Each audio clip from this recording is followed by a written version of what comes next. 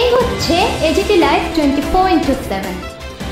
This is AGT Live 24/7। প্রতিটি রাজ্যের জন্য এবং ত্রিপুরার প্রতিটি জেলার জন্য এই বহুতল বিশিষ্ট কমপ্লেক্সে থাকবে ৪৫টি বিক্রয় কেন্দ্র।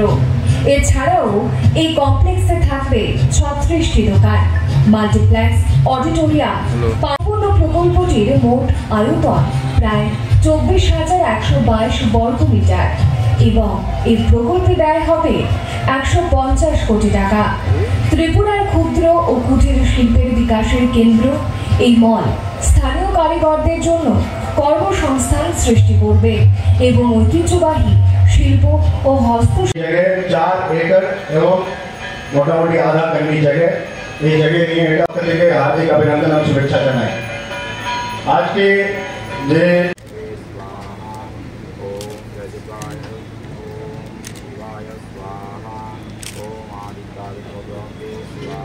State Executive Officer at the KSCH in Agartala Municipal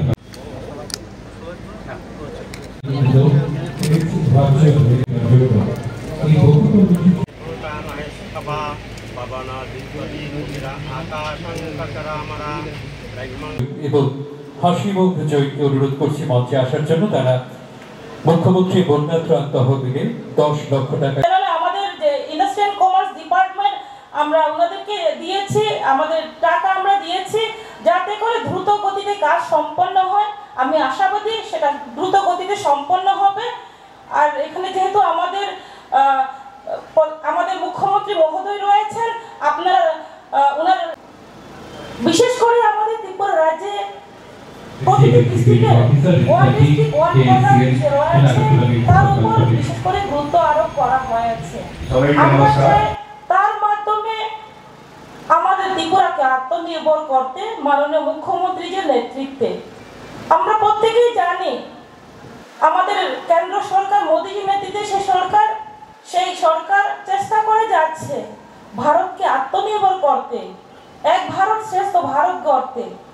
তো তারই অঙ্গ হিসাবে আমাদের ত্রিপুরা রাজ্যকে এক ত্রিপুরা শ্রেষ্ঠ ত্রিপুরা করা, আত্মনির্ভর ত্রিপুরা করা, তার লক্ষ্যকে মাথায় রেখে আমাদের মাননীয় মুখ্যমন্ত্রী প্রফেসর ডক্টর মানিক সাহাজির নেতৃত্বে আমরা আশাবাদী। শুধু এটা মল না, সেটা কিন্তু আমাদের সমাজ সাংস্কৃতিক উন্নয়নও সেটা হবে।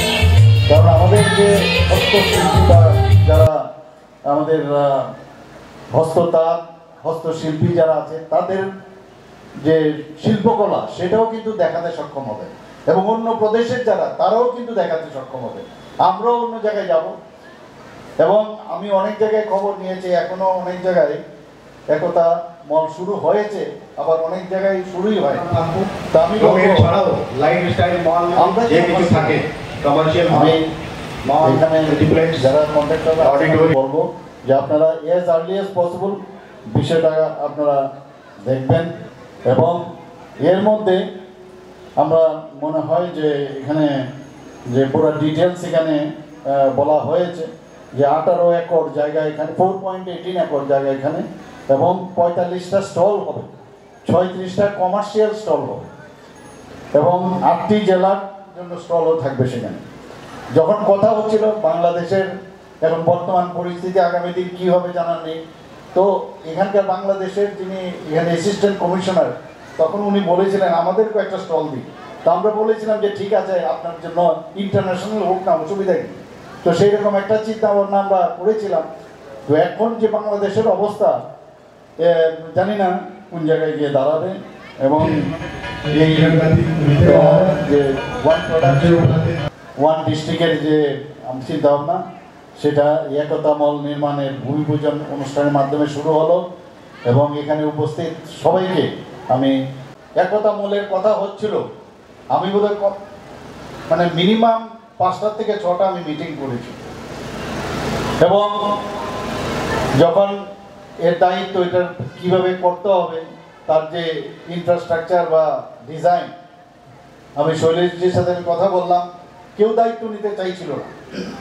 ওনাকে বললাম খুব অল্প সময়ের মধ্যে সমস্ত তৈরি করে আমাদের সেক্রেটারি এবং অল্প সময়ের মধ্যে করাতে সত্যি আমি দেখলাম যে কাজ দিলে কাজের মানুষ বা কাজের লোককে যদি দেওয়া যায় কাজ উঠিয়ে নেওয়া আসলে আমরা নিজেদের মধ্যে আলোচনা করলাম। এখন কথা হচ্ছে প্রধানমন্ত্রীজি বারবার বলছেন, আমরাও চাইছি যে মল তো হলো ওয়ান প্রোডাক্ট ওয়ান ডিস্ট্রিক্ট, সেটা যদি আমরা করিও সেটা সাস্টেনেবল হবে কিনা সেটা তো হবে না। তখন আমরা বললাম যেহেতু মলই হচ্ছে 150 কোটি টাকার এটা মল,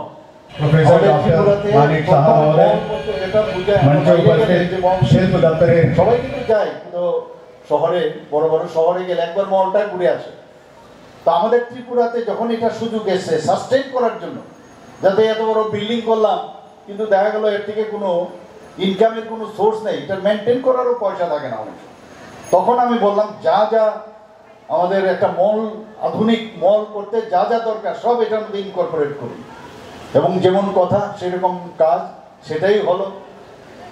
এবং শুধু তাই নয়, এই মল যখন হবে এখানে বলা হয়েছে, আমার পূর্ববর্তী বক্তারা বলেছেন আপনার এই বিধানসভার এই এলাকার কিরকম উন্নতি হবে। এখানকার সমস্ত আমি যা শুনেছি, এই মলের নাম শুনে এখানকার জায়গা জমির দামও বেড়ে গেছে।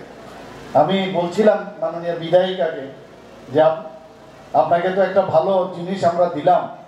আমি আমাদের মেয়র সাহেবের সাথে কথা বলছিলাম যে সমস্ত বিধানসভার মধ্যে, এটা আমার একটা ইচ্ছা যে সব বিধানসভার মধ্যে এই ধরনের ইউনিক কিছু একটা যদি দেওয়া যায় তাহলে সারা ত্রিপুরার 7টা বিধানসভা আছে, সেখানে সব জায়গায় কিন্তু ডেভেলপমেন্ট ছড়িয়ে পড়বে। একটা মানে কেন্দ্রবিন্দু এটাকে লক্ষ্য করে কিন্তু অনেক ডেভেলপমেন্ট হয়।